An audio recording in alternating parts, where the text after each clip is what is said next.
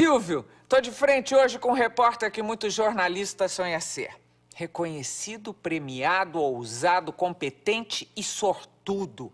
Todas essas qualidades fazem de Roberto Cabrini um dos profissionais mais completos da televisão brasileira.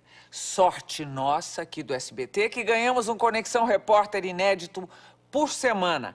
Nascido em Piracicaba, Francisco Roberto Cabrini tem 51 anos, 32 de carreira, foi correspondente internacional, cobriu guerras, Copas do Mundo, Jogos Olímpicos e especializou-se na mais explosiva das searas do jornalismo, a reportagem investigativa. Nisso ele é mestre. Levantou escândalos, descobriu fugitivos da justiça, mostrou-se incansável na procura daquele último detalhe que monta complicados quebra-cabeças. Por isso, ninguém se espanta quando vê os índices de audiência de seu programa de todas as quintas-feiras. Parabéns, Cabrini. Eu estou sabendo que o seu programa é hoje um programa consolidado com uma audiência que cresceu 25% no ano passado.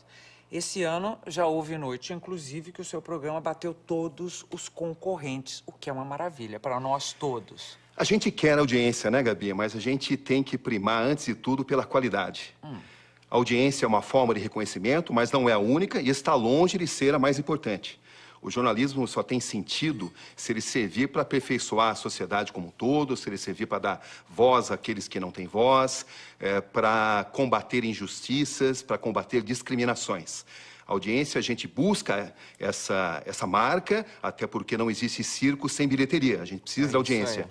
Mas se você se concentrar apenas na busca pela audiência, você vai sair do seu rumo, do seu foco, da sua meta, que é fazer o jornalismo como manda o figurino. E um jornalismo que não possa servir à sociedade é um jornalismo inútil. Cabrini, você é sério pra diabo. Olha, você é a primeira resposta, você já... Mas eu sei brincar, pode ter certeza. Pegou o touro à unha ali e foi. Vem cá, por que você tirou esse Francisco do nome? Porque a dona Dirce e o seu Natalino, que são meus pais, jamais me chamaram de Francisco. Eles colocaram Francisco porque se trata de uma família católica, São Francisco. Eu nasci perto do dia de São Francisco, mas em casa sempre me chamaram de Roberto. Então, quando alguém fala Francisco, eu sei que é alguém que está vendo meu nome num documento que não tem a mínima intimidade comigo, né? Então, eu nunca me senti Francisco. Você também é uma pessoa de fé, frequenta a igreja e respeita datas e tudo, ou não? Eu sou jornalista futebol clube. Respeito religiões. Acho que a religião é muito importante para o ser humano, porque ela traz princípios à humanidade. Mas eu acho que, antes de tudo, o mais importante é a verdade, né? Como disse Platão, né? A grande tragédia da humanidade é quando ela passa a ter medo da luz. E eu sigo esta meta, a meta de trazer a verdade, porque é assim que eu traço que eu trago uma colaboração. Mas eu acho que a religião é uma linha auxiliar, inclusive educativa para a humanidade. Piracicaba, o que você fazia lá? Você era torcedor do 15 de Piracicaba, é isso lugar, ou não? Né? O time de Getúlio, Volmil, Fernando Eloy Almeida, Muri, Nadelli Perrella, Capitão Paulinho e João Paulo. Essa foi a escalação do 15 de Piracicaba, vice-campeão paulista de 1976. Eu fui torcedor do 15 de arquibancada, sempre gostei muito das aulas de português, fazer composição, sempre era escolhido como orador da turma, né? E juntando tudo isso, acabei virando um repórter esportivo, cobrindo, é claro, o time que eu falava, o time mais importante do mundo, né? O 15 de novembro. A vinheta era assim, agora no noticiário do 15 de novembro, time mais importante do mundo. E aí comecei como jornalista esportivo. Você virou um jornalista por causa do esporte ou você, dentro da família, tinha algum exemplo? Ou tem algum jornalista na sua família? O único louco da família sou eu. E por que é que você chama de loucura escolher o jornalismo? Porque o jornalismo feito como manda o figurino é uma atividade de profunda inquietação, geradora de ansiedade, onde nunca você encontra total perfeição, onde você pode fazer entrevista da sua vida, mas sempre vai faltar uma pergunta que você não fez. E eu vivo essa inquietação, que ela é boa, porque ela gera um aperfeiçoamento, mas ela te queima por dentro. E o jornalismo investigativo, ele é igual a riscos, ameaças, pressões, intimidações, coisas com as quais eu já me habituei. Você já sofreu tudo isso? Com certeza, isso faz parte da minha rotina. Mas aprendi a tratar disso com mais sabedoria, aprendi a assumir os riscos quando eles realmente valem a pena. Entendi. Agora, vamos para as ameaças de fato. Eu tô falando com um cara... Você continua casado? Com certeza. Você tem 2 filhos, Tenho que 2 hoje filhos. têm que idade? Tem 23 e 21. Tua mulher é Renata. Sim. A grande base disso tudo que eu consigo fazer. Deve ser difícil conviver com um cara que sofre ameaças ou intimidações, como você diz. Acontece com frequência ou isto já aconteceu e resolveu-se? Eu aprendi a encarar a ameaça, Gabi, com uma demonstração que eu estou diante de uma grande matéria. Ninguém ameaça por nada. Quando as pessoas ameaçam, é porque você está diante de uma verdade importante. E eu passei a encarar isso com naturalidade. Você só se conhece sob pressão. Você só sabe como é que você vai reagir a uma situação de guerra estando numa guerra. Porque é muito fácil falar no ar-condicionado que eu vou fazer isso, vou fazer aquilo. Você precisa estar na situação para trazer esse autoconhecimento. E eu vi que eu reajo bem sob pressão e que isso me traz uma inspiração sempre motivada por fazer algo importante que as pessoas precisem.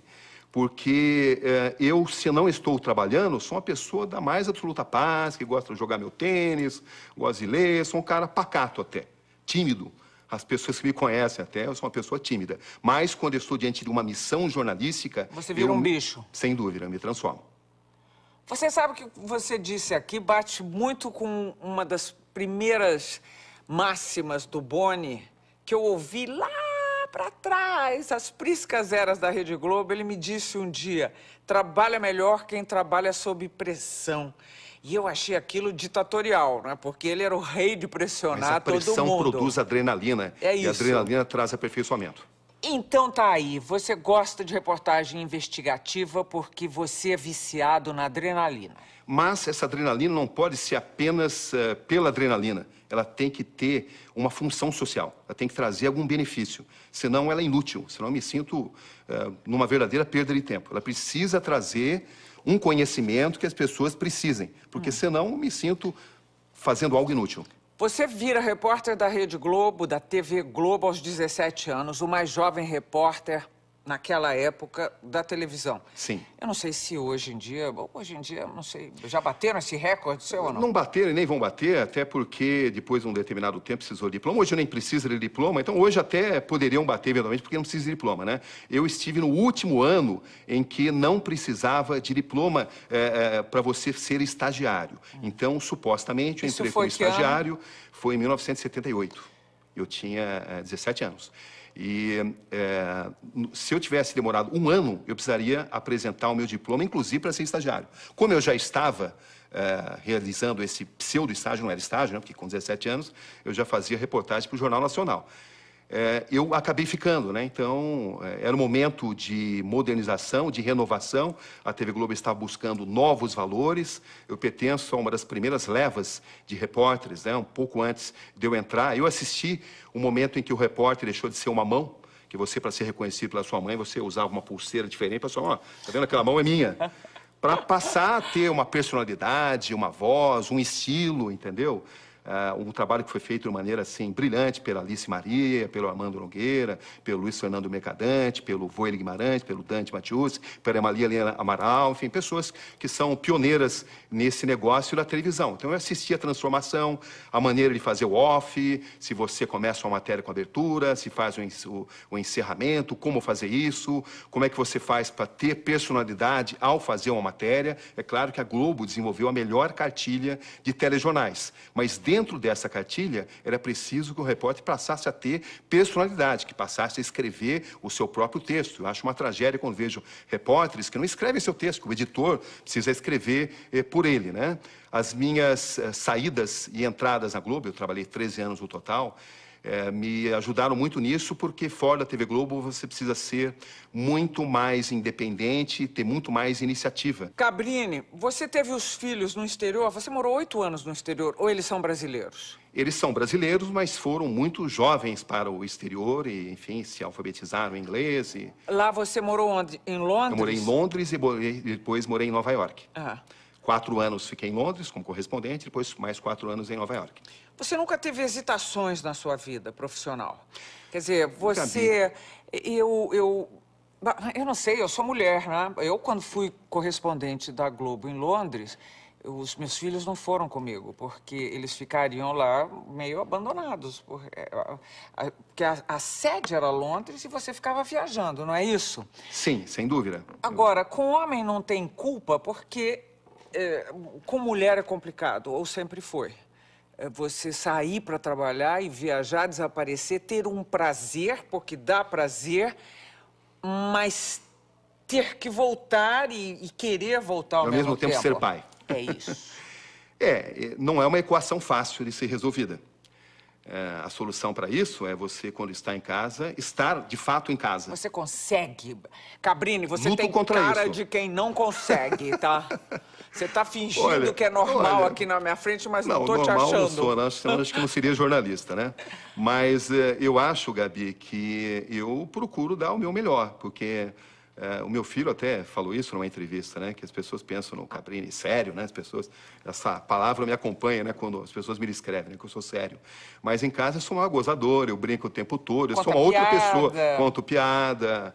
Eu comecei no rádio esportivo, e o rádio esportivo é muito bem-humorado, né? Tem 300 histórias muito engraçadas e tal. Aliás, eu transporto isso. Por que os homens gostam tanto do jornalismo esportivo? Existe uma atração. Estou dizendo, no início da carreira de jornalista, existe uma vontade, um sonho de trabalhar com jornalismo esportivo. Bom, ele nasce da paixão pelo futebol. A gente ama o futebol nesse país. Mas depois, ele traz a você um bem que realmente é insubstituível, que é a improvisação. Você pega um jogador de futebol, que agora até melhorou, porque a classe média invadiu o futebol. Mas na época que eu cobria, eram pessoas muito deficientes na sua formação e com muita dificuldade para dar uma entrevista inteligente, para elaborar frases mais complexas. Se fazer inteligível. Exatamente. Então você tinha uma tendência muito grande a fazer sempre a mesma cobertura.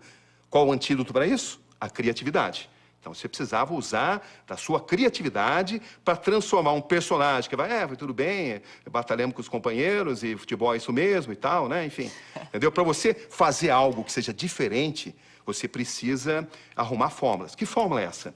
Você mostrar que esse ser humano que está ali com uma projeção, para a qual ele não estava preparado, é um ser humano inserido numa sociedade, que viveu problemas comuns às pessoas, como racismo, como discriminação social, que enfim. Ainda hoje. E eu peguei o Sócrates, que você entrevistou recentemente aqui, que era um gênio, né? Que era o grande representante da contestação no Brasil. Então eu lembro de matérias maravilhosas, porque era um homem que tudo que ele falava virava ouro, porque ele representava a contestação. E num meio tão marcado por frases idênticas, por pouco inteligentes, ele era um oásis. Ele era, e daí vem a grande democracia do grande... Qual é seu time? Além do 15. Você saiu do 15 há muito tempo. Eu torço para Leão Eurico Luiz Pereira, Filho Zeca, Dudu Edmir da Guia, Edu Eleivinha, César Inei, a grande academia palmeirense. Mas eu, antes de tudo, gosto do futebol bem jogado. Eu, hoje em dia, prefiro assistir um jogo do Santos, para ver o Neymar jogando, do que assistir o jogo do Palmeiras, entendeu? Embora eu gosto do Palmeiras, claro, continuo gostando. Mas eu, fundamentalmente, sou um apaixonado pelo futebol bem jogado. Para terminar esse bloco, eu queria fazer uma pergunta a você. Você cobriu tantas guerras. Existe um livro chamado A Galeria del Corso. Não vou lembrar de quem era. Mas é uma história de um escritor que antes foi correspondente de guerra. E ele descrevia a experiência de um correspondente de guerra como uma experiência viciante. A tal da adrenalina que você falava. A adrenalina que depois, quando o carinha volta, e a galeria, porque o cara era fotógrafo de guerra, quando o carinha volta da guerra, ele... consegue se ressocializar. Se ressocializar, inclusive dentro de casa, da própria família. Então, eu vou você colocar vira um outro ser numa guerra. outro ser. Então, o que eu vou perguntar agora, você responde na volta. Será que essa experiência sua nas guerras não fizeram com que você continuasse sempre caçando guerra em outros assuntos, como você tem feito em matérias tão polêmicas como todas as dos últimos anos? Espera aí que você vai me responder. Daqui a pouquinho estamos terminando o primeiro bloco de Frente com Roberto Cabrini. No próximo bloco, vamos falar disso e mais. PC Farias, Georgina, pedofilia. Não vai perder.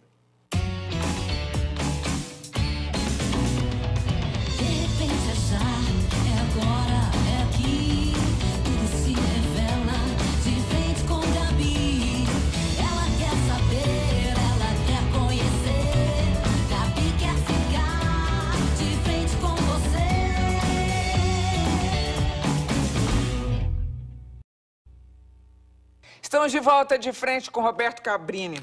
Cabrini, no bloco anterior eu terminei dizendo, ou perguntando a você, se você acreditava, como aquele escritor que eu citei, da Galeria del Corso, que a cobertura de guerras gera uma adrenalina viciante e que depois o correspondente de guerra volta para casa, tenta se adequar, inclusive em meio aos seres queridos, mas fica uma inquietação, uma necessidade de buscar aquela experiência, ainda que seja em outra área. É verdade?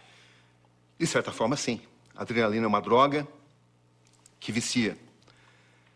Como disse o Hiram Johnson, senador americano, em 1917, por ocasião da Primeira Guerra Mundial, numa guerra, a primeira vítima é a verdade. E você tenta fazer todo o seu esforço para conseguir extrair o que de verdade existe ali, para não cair na armadilha da manipulação. E você vê as maiores atrocidades possíveis, né? Quando você vê a primeira morte, a primeira explosão, você fica de sobressalto. Aos poucos. Como é que você reagiu à primeira experiência desse tipo? O que dá? Você chora, você chorou, deu medo, dá taquicardia, dá medo, o coração é isso? vai mil. Eu descobri que eu resisto a isso, né? Só estando lá para saber, né? Eu descobri que eu resisto a isso, mas é um processo interior, é uma luta que você precisa fazer interna. Deve ser brutal. É brutal, é brutal. É brutal porque você vê as piores atrocidades possíveis e precisa continuar. Você não pode desistir. Sua primeira reação, puxa, eu quero ir embora. Mas depois não, antes de tudo, eu amo a minha profissão. E você também está diante, Gabi, de um desafio físico. Numa guerra, eu já tomei água onde os cavalos tomavam, já fiquei sem comer vários momentos, até descobri uma solidariedade. Uma vez eu estava na montanha do Kurdistão lá, e estávamos ilhados, não podia avançar nem retroceder, e a gente estava sem alimento. E eu lembro de um camponês extremamente humilde, não tinha nada, e ele me deu um tomate. E eu vi que ele não tinha nada. Aquele foi o melhor tomate da minha vida. Eu lembro até hoje o gosto daquele tomate, pelo fato de eu estar desnutrido, né? Ainda está incrustado na minha memória, né? E você descobre a solidariedade que você não espera de quem não fala a sua língua, que tem uma cultura totalmente diferente, né? E você descobre as piores atrocidades que um ser humano é capaz de cometer por causa de poder. E isso muda quando você volta ao convívio, claro. Mas como você não é apenas uma frente, nós temos várias maneiras de ver a vida, várias tendências dentro do nosso cérebro, você controla isso com a sua razão. Essa busca pela adrenalina, né? E a minha busca essa matéria é necessária? Até que ponto o mundo, a sociedade vão ganhar se eu fizer essa matéria? Porque se for apenas para atender a minha necessidade de adrenalina, é uma matéria inútil. Essa é uma posição extremamente crítica do campo de batalha. Ali vocês observam a presença de um tanque talibã. Eles estão defendendo a cidade de Cabul das tropas do ex-governo, o governo que foi deposto. Mas as tropas do ex-governo estão muito próximas. O tanque acaba de trazer mais soldados. Aqui nós temos a presença de muitos tanques. Um tanque aqui, outro ali. Esse aqui está fora de combate, está quebrado há 3 dias. E para a gente é muito difícil trabalhar também, porque o comandante talibã já ordenou que a gente se retire. Mas a gente está permanecendo aqui por mais um pouco. Você ganhou o Prêmio ESSO de telejornalismo com uma reportagem que me pareceu extremamente necessária e resultou, que foi a Sexo, Intriga e Poder, em que você denunciava casos de pedofilia na Igreja Católica Brasileira. E essa sua reportagem provocou o julgamento de 2 padres e um monsenhor. não é isso? Isso. E mais do que isso, pela primeira vez, o Vaticano reconheceu os casos de pedofilia. E eles foram condenados. É o mais importante ainda. Um julgamento histórico. Uma condenação inédita. Monsenhor Luiz Marques Barbosa, condenado. Pena 21 anos de prisão. O senhor já abusou alguma vez de algum coroinha? Não posso dizer ao senhor nada. Nunca a Igreja Católica Brasileira foi tão confrontada com os crimes e os pecados da pedofilia. Como é que foi essa investigação, Cabrini?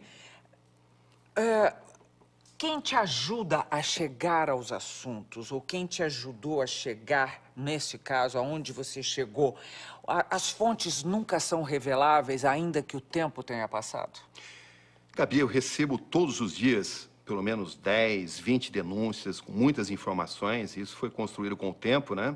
Nas primeiras era a minha força de vontade, minha inquietação. Depois que você passa a ter um trabalho mais reconhecido, as pessoas se procuram, até porque nem sempre as instituições funcionam como deveriam funcionar. Foram as vítimas que te procuraram? Nesse caso, eu recebi um vídeo onde havia uma relação homossexual entre um jovem e um senhor que dava para ver claramente que se tratava de um religioso. A gente foi verificar, porque se isso se tratasse apenas de uma relação homossexual, seria uma invasão de privacidade que não nos interessaria, não seria jornalismo. Isso só passou a fazer sentido, só verifiquei que eu estava diante de uma grande reportagem quando fizemos um grande levantamento na cidade, Arapiraca, no Agreste Nordestino, e verificamos que se tratava de uma cadeia de abusos sexuais feita contra coroinhas, contra menores de idade, numa região do país. Uma cadeia, você quer dizer numa sequência? Uma sequência, eram pessoas que, sistematicamente, pessoas muito jovens, né, que entram na igreja com 10, 12 anos, né, adolescentes, meninos, meninas, principalmente meninos, né, que entram para ser coroinha, e numa região do país onde o padre é Deus na terra. Ele manda mais que o governador, manda mais que o prefeito, manda mais que qualquer autoridade. Tudo que ele falar passa a ser seguido. E o grande desafio nessa matéria foi conseguir dar confiança para as vítimas para que elas pudessem se abrir. Esse foi um processo que demorou muitas semanas para a gente localizar isso e a gente montar uma estratégia para conseguir desvendar tudo isso. Ao final, conseguimos revelar dezenas de vítimas com riqueza muito grande de detalhes, com abusos cometidos por outros religiosos, e se tornou um trabalho realmente importante. E premiado, e merecidamente premiado. Uma outra instituição que você investigou foi a Opus Dei, e aí a gente está falando de poder dentro do poder. Uma corrente das mais conservadoras e poderosas. Um poder que pressiona o jornalista. Exatamente. E pressiona das formas mais surpreendentes, né? Do tipo? Pode pressionar o seu patrocinador, pressiona o diretor da emissora onde você está, entendeu? Não são pressões legítimas. Aconteceu. É claro que, como sempre foi um trabalho legítimo, o trabalho sempre acabou imperando, mas sempre gerou um certo estresse, faz parte. A Opus Dei tem uma grande influência política invisível em vários lugares do mundo. No Brasil também? No Brasil também, com certeza. Tem ligada a políticos, setores da justiça, setores do jornalismo. Nada assumido, né? É como se fosse uma maçonaria. É um tipo de maçonaria.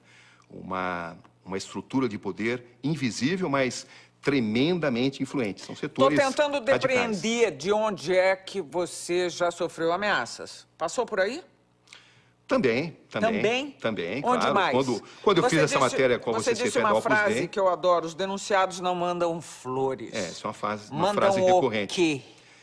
Eles intimidam, eles ameaçam, eles matam, eles testam as suas convicções para ver até que ponto você está a fim de continuar o seu trabalho.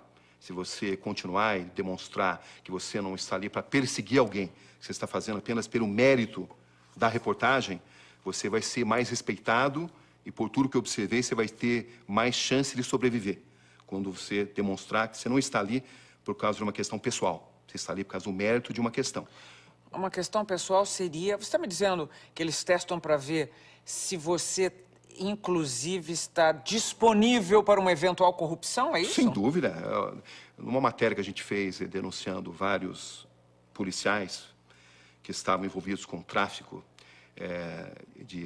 com escolta e contrabando, quando faltava mais ou menos uns 10 minutos para a matéria entrar no ar, veio um recado que a gente teria 500 mil para não colocar a matéria.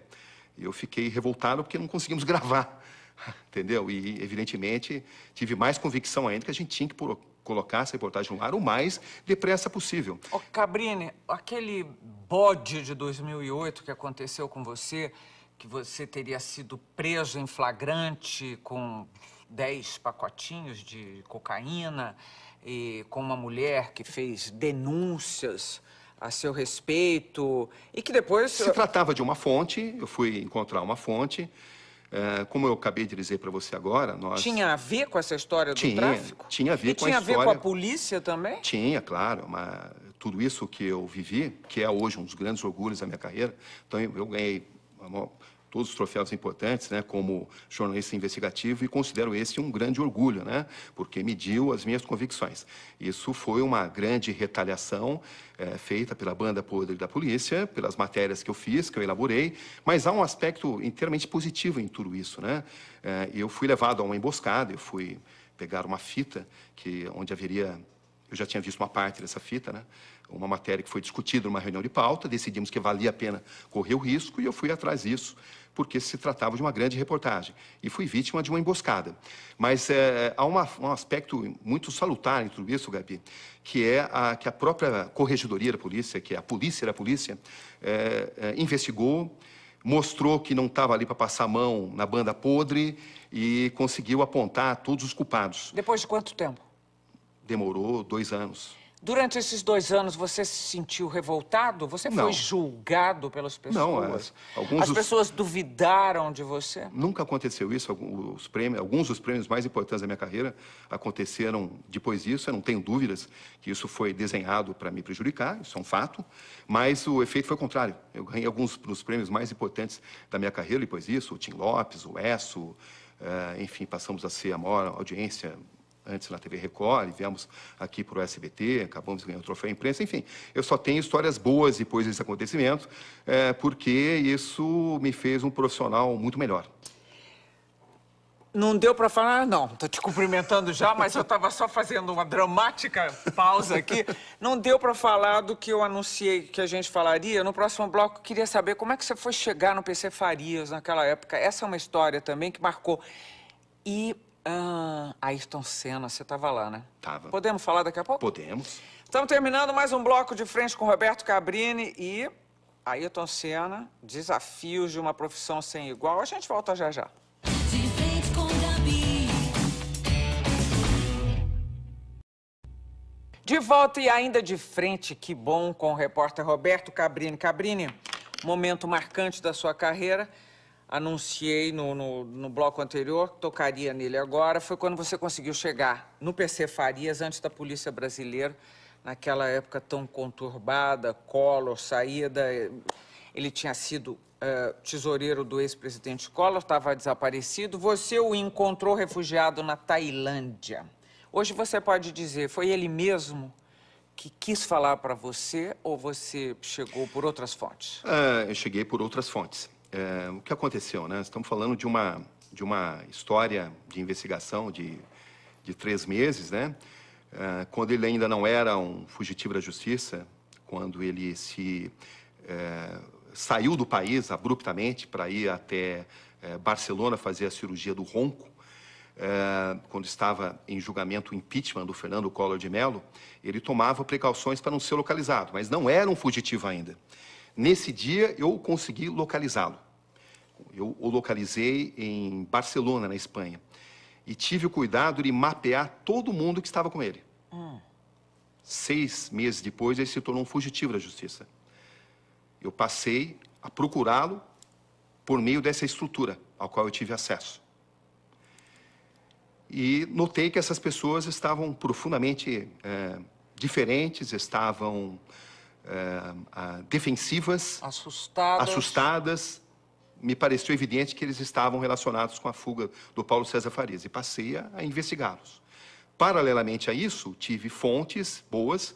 Teve uma moça, por exemplo, uma brasileira, que contou a história para mim, contou para várias outras pessoas, inclusive para autoridades, para outros jornalistas. Para ninguém fazia sentido o que ela contava. Ela contava de uma pessoa que estava se escondendo, se ocultando em Londres, né? No caso, que foi primeiro Londres, depois na Tailândia, e que essa pessoa estava fazendo grandes esforços para que os imóveis que ela estava alugando não fossem alugados de uma forma secreta e tal. E eu passei a me interessar por essa história que ela me contou quando eu vi que não podia motorista brasileiro. Então eu vi que estava diante de uma história ainda mais próxima da nossa realidade, porque até então podia ser o Salman Rushdie, podia ser uma pessoa que estivesse fugindo, né? E passou a fazer muito sentido para mim quando, em contato permanente com essa fonte, nós conseguimos detectar nessa agência que ela estava um nome escrito a lápis. E esse nome escrito a lápis era justamente a pessoa que pagava esse imóvel. Esse nome escrito a lápis era de uma das pessoas às quais eu tinha mapeado. Ao lado do PC. Ao lado do PC. Aí eu passei a fazer uma observação permanente, mas que demorou muito tempo, por uma razão simples. Ele tinha 2 apartamentos em Londres, e tinha um que ele frequentava pouco. Eu tive acesso ao endereço que ele frequentava menos. Então, assim que eu localizei. Ô, Cabrini, vou perguntar para você. Você deve ter aí por dentro uma tese, uma teoria sobre o final do PC Farias. Você acha que aquela história é mal contada até hoje? Bom, em primeiro lugar, eu achei o PC porque eu estava à procura dele, né? Quem deveria procurá-lo não estava.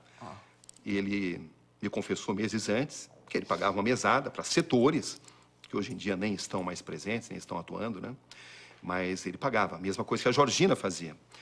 Eu não tenho muita dúvida de que se tratou de uma queima de arquivo. Ele se queixou, havia um dinheiro que nunca foi restituído, como dinheiro da Georgina, dos anões do orçamento, nunca foi recuperado. E havia uma grande divergência com relação à divisão desse dinheiro, porque ele era o único que tinha pago realmente, né?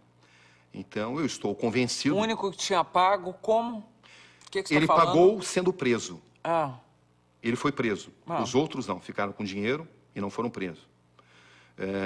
Não se sabe exatamente em que extensão todos os participantes desse grupo tomaram parte disso.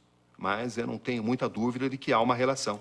Não só isso, como também na morte da mulher do PC Farias, também, Dona Elma, existem grandes indicações de que ela foi envenenada.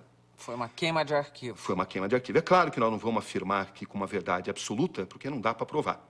Eu até tentei, mas... Na época chegaram a... É uma tese muito falada. E outra tese é que o irmão estaria envolvido nessas mortes. É uma também. tese. Você A gente só pode todos. acusar alguém quando você tiver certeza absoluta. Como eu não tenho, não vou acusá-lo. Agora, o montante por trás disso tudo, você é muito tem um dinheiro. número? Qual é o número?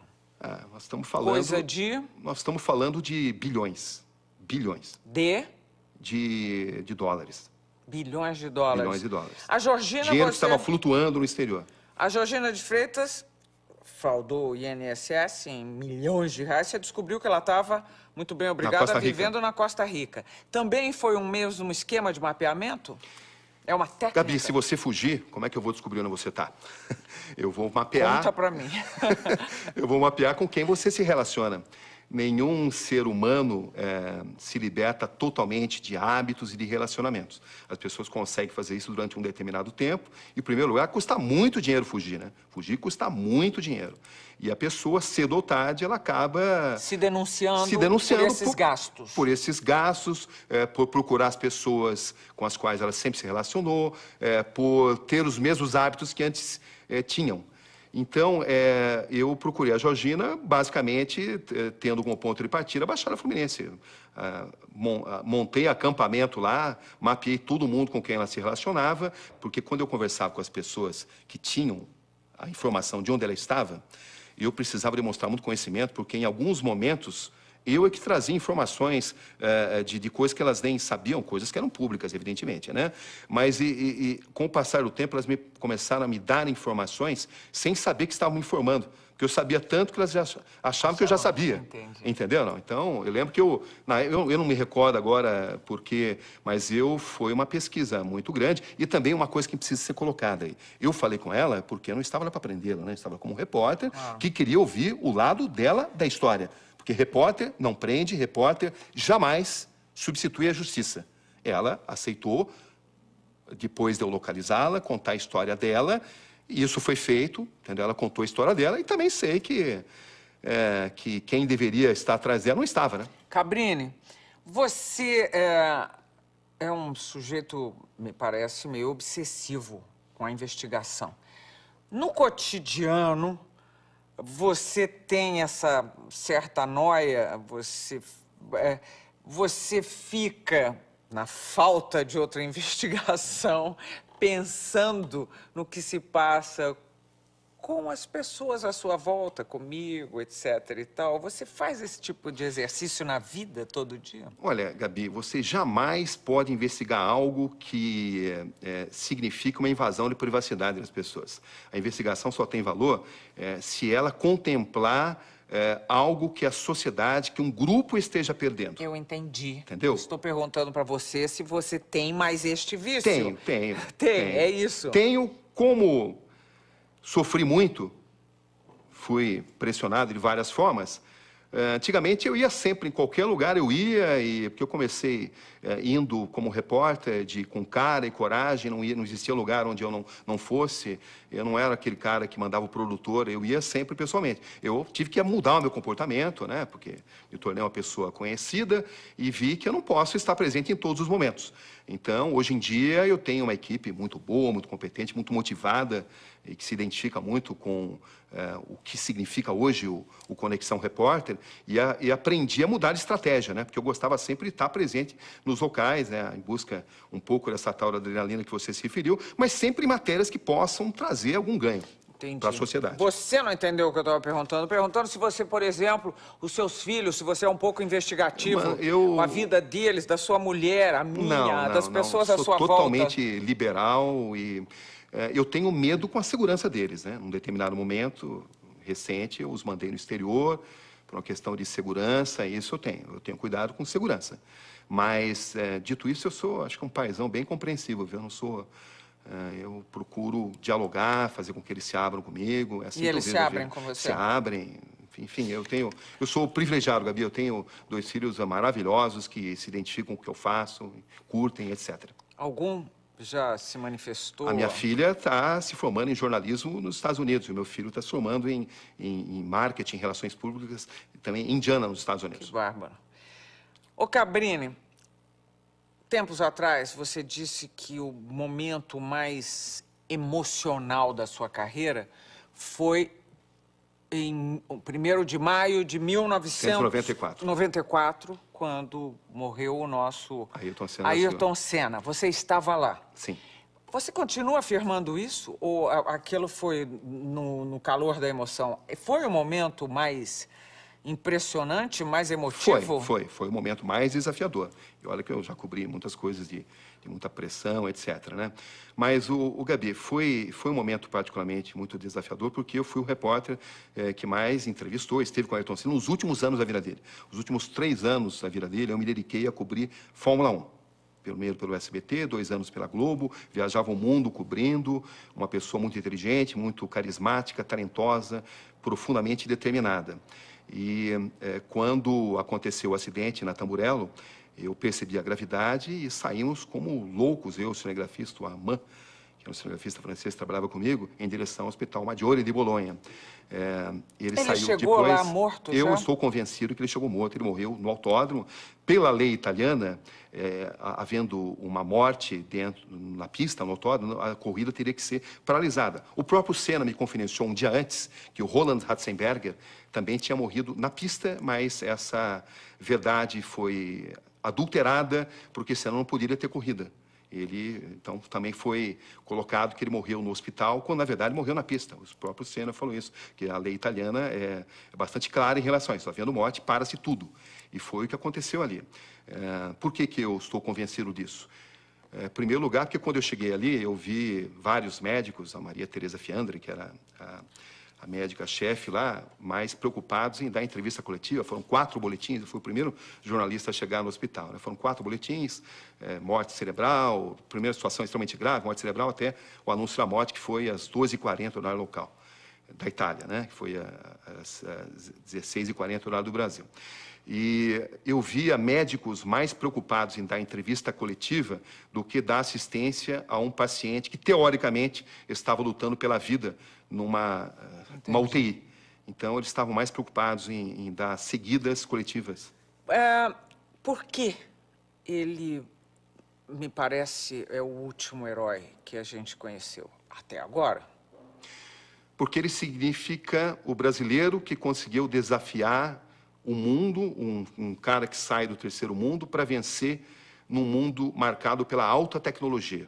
Tudo que o Brasil não tinha, hoje em dia até tem, estamos na 6ª economia do mundo, né?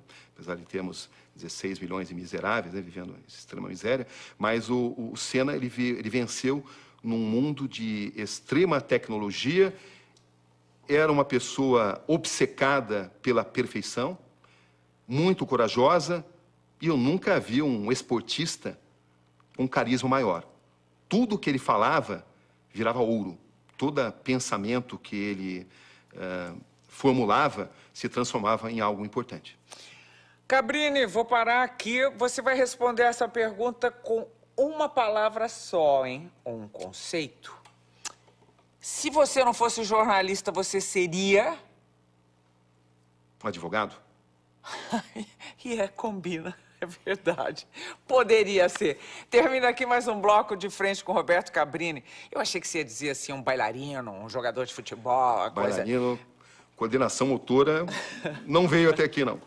Nós voltamos com bate-bola logo depois do intervalo. Até já. De frente com Gabi.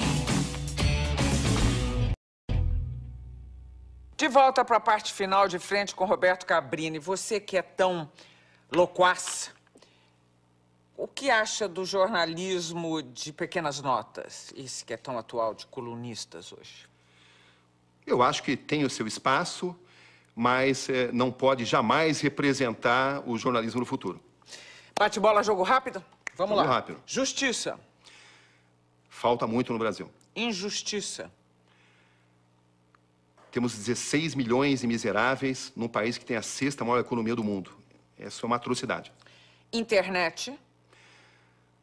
Sensacional, principalmente para quem cresceu no jornalismo que não tinha estrutura nenhuma, que não tinha Google e onde tudo era muito difícil, né?